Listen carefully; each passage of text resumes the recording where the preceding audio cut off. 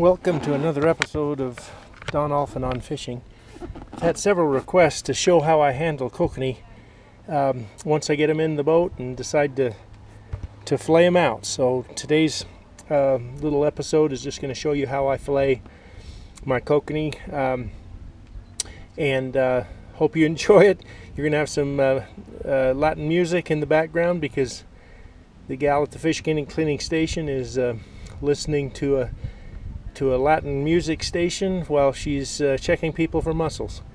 So hope you enjoyed today's episode, and thanks again for watching. Make sure you subscribe to the channel.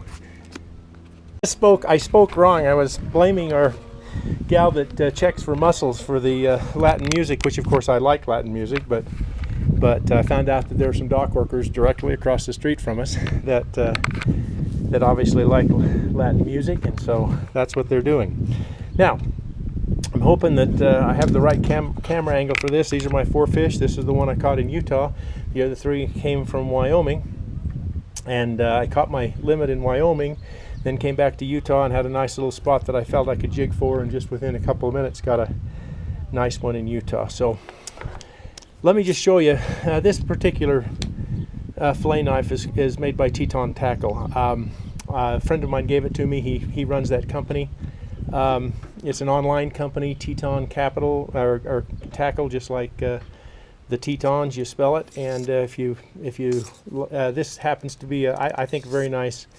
I do not know how expensive it is. He gave it to me a couple of weeks ago. I've tried it and I really like it. I usually use a Cutco fillet knife, but for today let's just use this one. So what I'm going to do is I'm going to show you basically what I do. I take my kokanee. I want 2 fillets. I want to fillet from here all the way down, and then I want to fillet from here all the way down. Now, a lot of people just start cutting and filleting. I don't. What I do is I come right to the dorsal fin, and I go as thin as I can to remove that dorsal fin. And I don't worry about this back fin on the kokanee. But then I roll the kokanee over, just like this, and I make a cut just in the stomach right there underneath those 2 fins. And then I take it all the way back to get that back fin off. And it's very, very, very easy to do, simple. And that's my completed kokanee ready for filleting. So then all I'm going to do is come up here, make a cut down to the backbone, not through the backbone. And then I just make a cut right along the backbone, trying to keep as close to the backbone as I can all the way down. And there is a completed fillet. All right, now I've still got to do some trimming on it, but I'll go ahead and show you what I do for the next one. So I'm going to roll it over, and then I'm going to make another cut just like this. And now this one's a little bit tougher because you're coming in on a different angle. So I have to make sure that I stay right on that backbone, come all the way back, and there it is. Now, that's all that's left of the kokanee. We go ahead and eventually we'll grind it up and go ahead with it. Now, if I've just got if this is my kokanee, all I'm going to do is take my knife, very, very carefully take those bones out that are basically just rib cage bones, and I look and there's a few more right there. And for this particular fillet, that's all I'm going to do. Now the reason is I'm not getting all the bones out. There's another line of bones right here, and if I wanted to remove those and say I was doing a fish fry, all I have to do is go right down there, cut like that, and then right here cut like that, kind of in a V, and just you can feel with your hands where the bones are, and that's it right there. That is a boneless kokanee fillet. Now just so that you know what you can do is, obviously, if you want the skin off on a fish fry, you just go right down to the skin, go back out, back to the skin, go back out. I don't do that. For years it was illegal to fillet out all boneless on your cokes. So all I've done here is take the rib cage off, leave the skin intact, and that's how I fillet them. Here it is again on the second fish. Now I'm going to kind of do it at full speed like I usually do. Cut that dorsal fin off, make a cut right down into the belly, just enough to get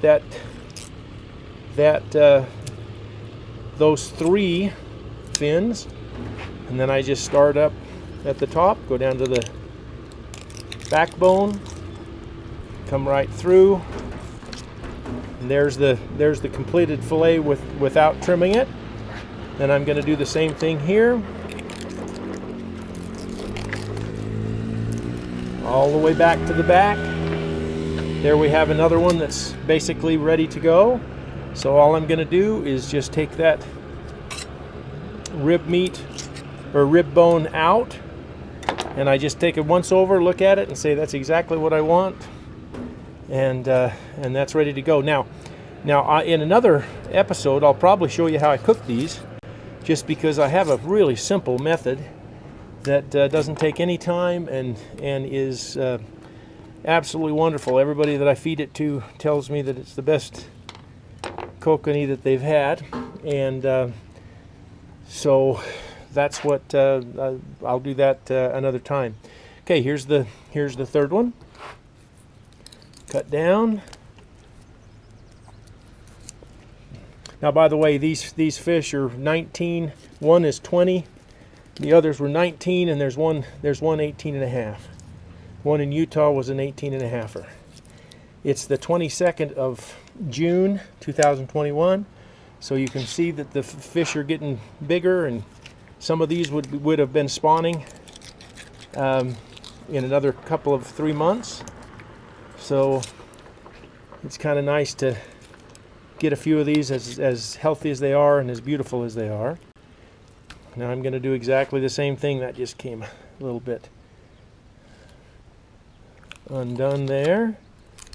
I'm just going to go right along the backbone again, all the way down. And there we have the third one.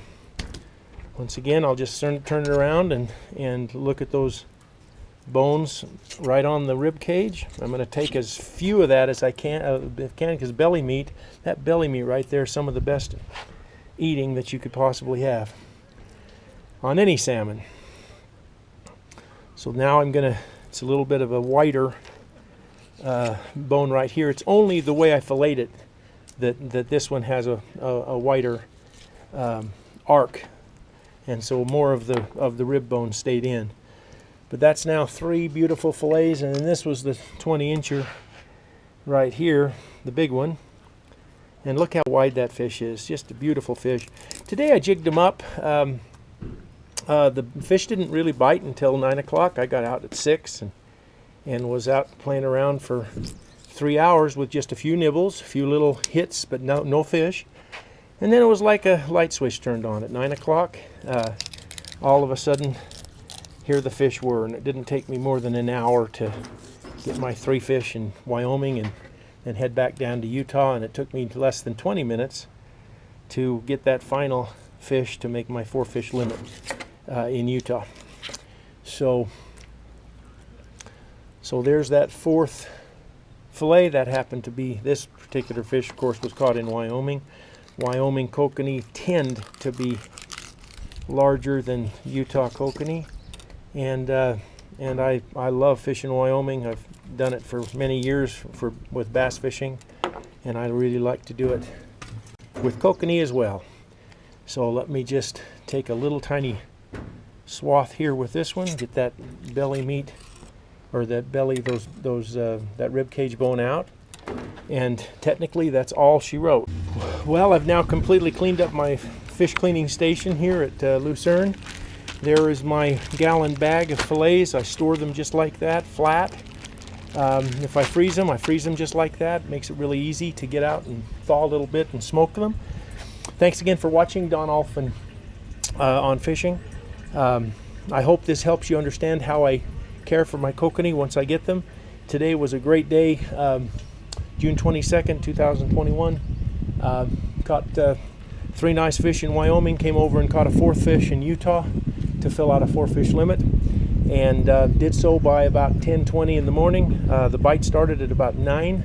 I was fishing with chartreuse kokanators and pink kokanators, both in different circumstances, and then used either pink maggots or chartreuse maggots. Thanks again for watching. Subscribe to the channel, and we'll catch you next time.